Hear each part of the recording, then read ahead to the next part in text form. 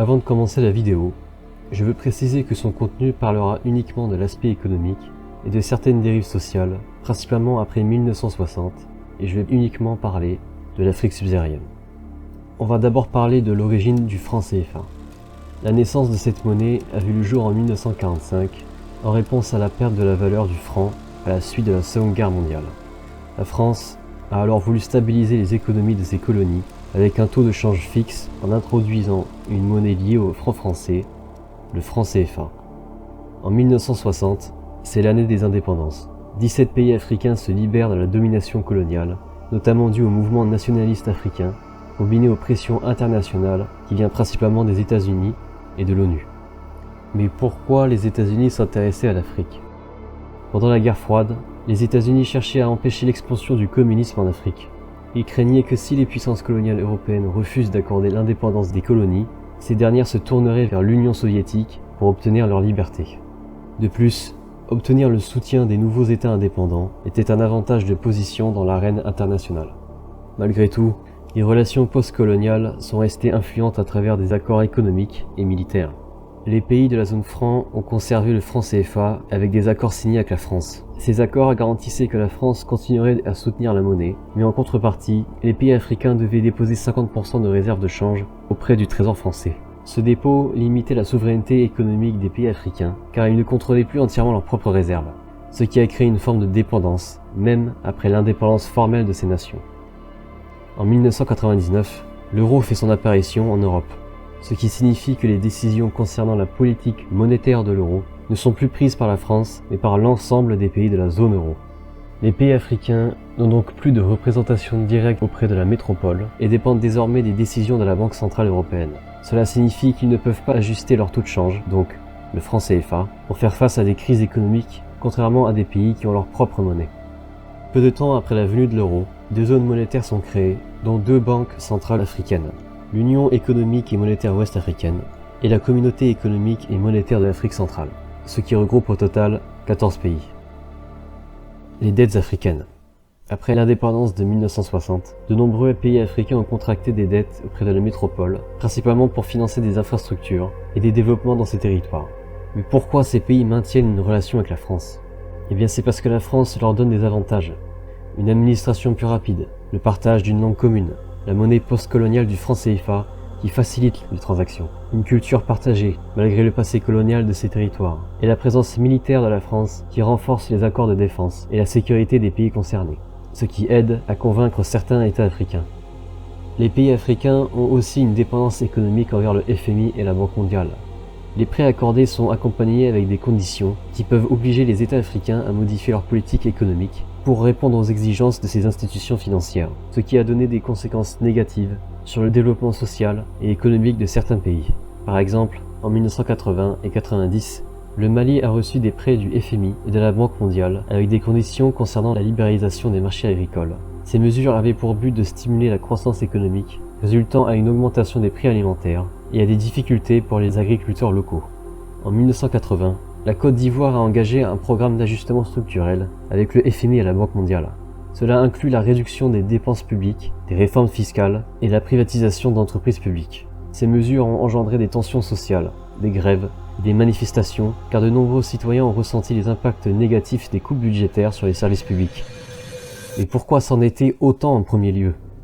La situation économique subsaharienne était déjà instable, mais cela s'est empiré à la fin des années 70, dû à une forte consommation de pétrole et de sa hausse du prix, qu'on appellera choc pétrolier. Les cours montent en flèche et les pays africains se retrouvent à rembourser à des taux très élevés, car ils se sont endettés à des taux variables. C'est à cette période que les politiques d'ajustement structurel mises en place par le FMI et la Banque mondiale voient le jour. Même si la France est un membre influent du FMI et de la Banque mondiale, elle n'est pas la seule à prendre des décisions. Et malheureusement, la France se range souvent du côté de ces institutions internationales par alignement politique. Pour la France, cela permet de garder une influence majeure dans le monde géopolitique et de garantir le remboursement de la dette des pays en voie de développement grâce au soutien de ces institutions financières. Pour rappel, le FMI et la Banque mondiale ont pour objectif principal de réduire la pauvreté et d'assurer une stabilité financière pour les pays en voie de développement. Cependant, Ces institutions financières se reposent sur des principes tels que la libéralisation des marchés, la privatisation des entreprises publiques et la réduction des dépenses publiques. Une chose qui ne s'accorde pas avec le contexte de ces pays en difficulté. Ces pays, confrontés à des niveaux élevés de pauvreté et d'inégalité, peuvent voir ces réformes accentuer leurs difficultés. Par ailleurs, leur dépendance aux matières premières et des infrastructures fragiles rendent ces réformes problématiques, car elles peuvent entraîner une perte de contrôle sur leurs ressources et accentuer les inégalités. Ces fameux programmes d'ajustement structurel ont grandement participé comme étant un frein au développement durable pour toutes les nations concernées, en réduisant les dépenses publiques, en privatisant les secteurs stratégiques comme l'énergie, le transport, l'alimentation et autres, et en encourageant une dépense à l'exportation, ce qui a limité leur souveraineté économique. De plus, les matières premières sont exportées sous forme brute, ce qui signifie que les pays en voie de développement ne bénéficient pas de la valeur ajoutée qui pourrait être créée en transformant ces matières. Par conséquent, les pays riches achètent ces matières premières à bas prix et sont ensuite transformées pour les revendre à des prix beaucoup plus élevés, captant ainsi la majeure partie des bénéfices. Ce qui fait que les pays riches s'enrichissent et les pays du tiers-monde restent des pays du tiers-monde, ou pire encore, s'appauvrissent. Ces programmes ont affaibli les économies locales et empêché une croissance durable et inclusive, dictée principalement par les intérêts financiers globaux. Ils négligent alors souvent les réalités sociales et économiques locales de ces pays. Ces pays sont alors piégés dans un cercle vicieux de vulnérabilité économique et de sous-développement, ce qui limite leur capacité à s'industrialiser et à se moderniser. Les devises. En 1994, il y a eu une dévaluation du franc CFA, où un franc CFA valait 0,01 franc français. Mais pourquoi cette dévaluation? Les biens produits par les pays de la zone franc se voient fermer l'accès aux marchés mondiaux par des prix trop élevés parce que le taux de change du franc français était fixé artificiellement à un niveau trop haut. C'est-à-dire que le taux de change du franc CFA était maintenu à un niveau stable par rapport au franc français. Or, si les économies de ces pays se détérioraient, la valeur réelle de leur monnaie devait normalement baisser pour compenser. Cependant, en maintenant le taux actuel du franc CFA, cela rendait leurs produits trop chers à l'exportation, limitant ainsi l'accès aux marchés internationaux. Pour preuve, la croissance économique dans ces pays a été faible ou nulle pendant les années 80 et le début des années 90. Pour corriger cette situation, ces pays se sont consultés et ont pris l'avis du FMI et de la France afin de décider audacieusement de dévaluer de 50% le franc CFA, ce qui a créé une inflation importante dans les pays de la zone franc, jusqu'à l'arrivée de l'euro en 1999. Pour ne rien arranger, beaucoup de pays africains utilisent des devises étrangères pour effectuer des transactions internationales. L'euro et le dollar sont deux devises très stables contrairement aux devises locales, qui sont une monnaie trop faible sur les marchés internationaux et donc difficile de contracter des prêts avec leur propre monnaie. De plus, les créanciers préfèrent utiliser le dollar car il n'est pas soumis aux fluctuations extrêmes que peuvent connaître certaines monnaies locales. Cela assure aux créanciers que les remboursements auront une valeur constante au fil du temps, ce qui en résulte une grosse dépendance aux devises étrangères. Les pays qui ont des dettes libellées en dollars ou en euros doivent débourser plus de monnaie locale pour rembourser leurs créanciers. Par exemple, si la dette d'un pays est de 100 millions de dollars et que la monnaie locale se déprécie de 20%, le coût pour rembourser cette dette augmente proportionnellement. Les monnaies locales perdent aussi de la valeur quand le pays reçoit plus d'importations qu'il n'exporte. Par conséquent, l'État a besoin de plus de devises étrangères pour payer ses importations, et cela crée une demande plus faible de la monnaie locale, ce qui baisse la valeur de celle-ci. Et évidemment, la dette ne fait qu'empirer la situation. La corruption. Les études de Transparency International montrent que de nombreux pays africains figurent parmi les plus corrompus au monde. Les fonds publics sont souvent détournés par des élites politiques, ce qui empêche l'utilisation efficace des ressources pour le développement économique. Cela nuit également à l'attractivité pour les investissements étrangers, car les entreprises craignent des pratiques comme le favoritisme, les pots de vin et les abus de pouvoir. Les dirigeants et fonctionnaires utilisent des moyens frauduleux pour s'approprier une partie des budgets publics destinés à des projets de développement ou de services essentiels, comme la santé et l'éducation. Les ressources naturelles, comme les matières premières, sont souvent sous-valorisées à cause de contrats défavorables signés en échange de pots de vin. Les entreprises ou citoyens doivent payer des dessous de table pour obtenir des licences ou des contrats pour éviter des sanctions administratives comme des amendes abusives, des suspensions de licences et des inspections injustifiées menant à des sanctions si des pots de vin ne sont pas versés. Malgré tout, tout n'est pas tout noir. En 2000, par l'initiative du programme Pays pauvres très endettés, créé par le FMI et la Banque mondiale, avec l'aide de son créancier bilatéral, la France, allège une dette de la Mauritanie qui s'élève à 622 millions de dollars. Le taux de pauvreté en Afrique subsaharienne était de 56% en 2000 et a baissé jusqu'à atteindre 36,7% en 2019, avant la crise du Covid. L'accès à l'électricité était de 25,7% en 2000. En 2022, ce chiffre s'élève jusqu'à 51,4%. Toutes les 1000 naissances, le taux de mortalité infantile de moins de 5 ans était de 93% en 1990, contre 37,1% en 2022. Le taux de morts-nés était de 36,8% en 1990, contre 17,3% en 2022.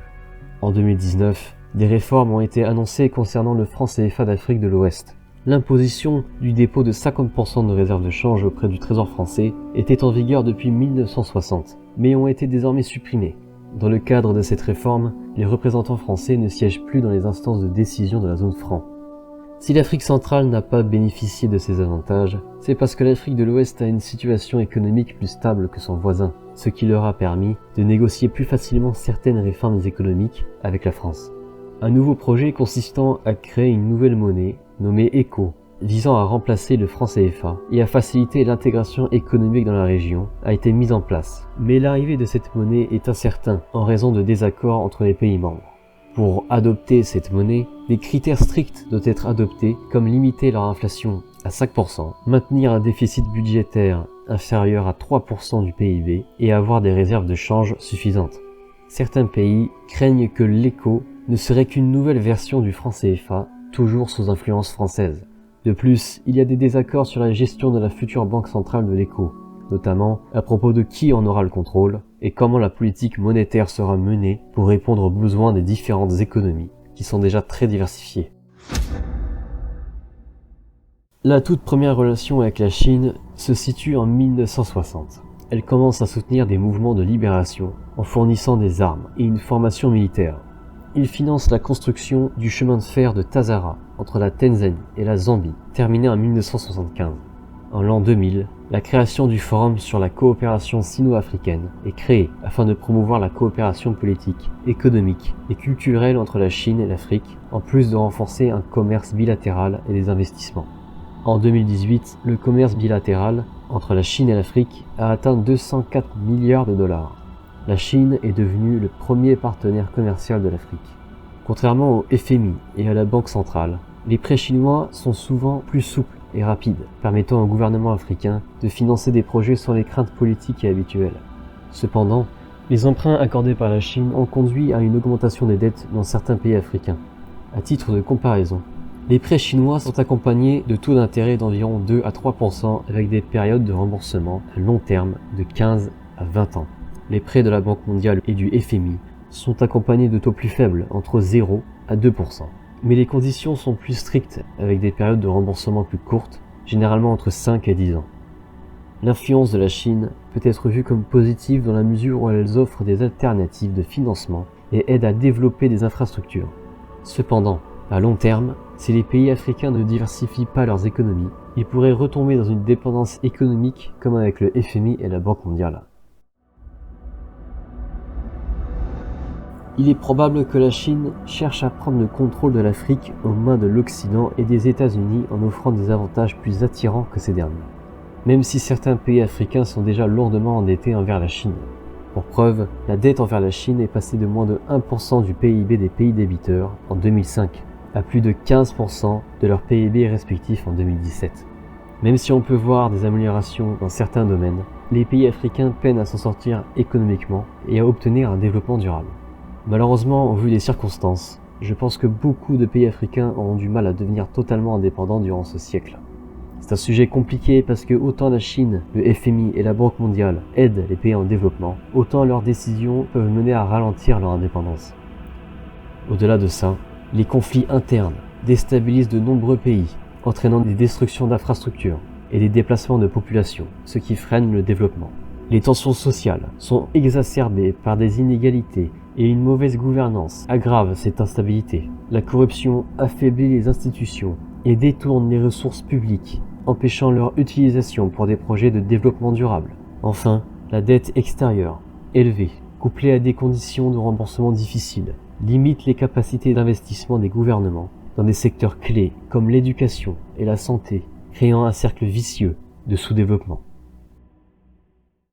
Bon voilà, j'espère que j'ai oublié aucun domaine. Probablement que oui. Parce que l'Afrique c'est quand même très compliqué. C'est un continent hyper vaste, donc forcément il se passe beaucoup de choses. J'ai pas parlé par exemple du capital humain, parce qu'en même temps l'investissement dans le capital humain est très faible et pas suffisamment impactant pour en parler.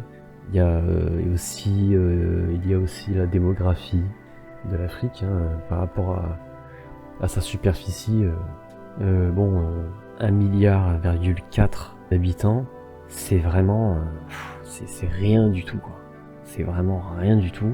Si on prend la superficie de la Chine et que tu la mets à côté de la superficie de l'Afrique, ça fait même pas 50% de l'Afrique. Et pourtant en Chine il y a 1,3 milliard d'habitants. Voilà.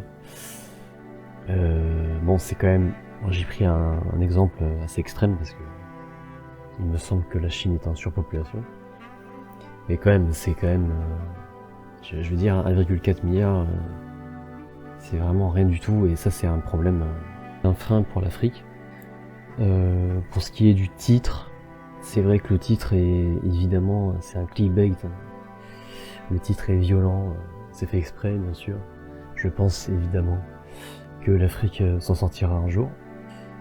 Bien sûr, c'est pas pour demain, ça c'est clair, mais ça arrivera. J'ai fait cette vidéo parce que je me posais la question pourquoi l'Afrique n'évolue pas en fait. Pourquoi l'Afrique est toujours aussi pauvre et depuis autant de temps. C'est un truc qui a attisé ma curiosité. Et bon bien sûr il y a d'autres vidéos, il y a quand même plein de vidéos qui expliquent les différentes situations en Afrique. Et même avant les vidéos, il y a eu des livres. Ça date pas d'hier, mais c'est juste que j'ai jamais trouvé vraiment de vidéo qui faisait un résumé de tous les sujets compactés en une seule vidéo. Ou alors j'en ai pas trouvé, mais bon voilà, moi je la fais parce que je pense que tout le monde n'est pas au courant de ce qui se passe réellement. Bon, ma vidéo n'est sûrement pas parfaite, évidemment. Je pense qu'il y a quand même, il y a peut-être des erreurs. Enfin, j'espère qu'il y a pas trop d'erreurs. J'espère que je suis suffisamment pédagogue dans cette vidéo. Je voulais m'excuser à propos de mon micro aussi, parce qu'il est de très basse qualité, mais en même temps j'ai pas trop le choix, si vous voyez ce que je veux dire. Donc je fais avec, et j'espère que ça n'aurait pas été trop ennuyant. Et si vous êtes encore là en train de m'écouter, eh bien merci de votre attention.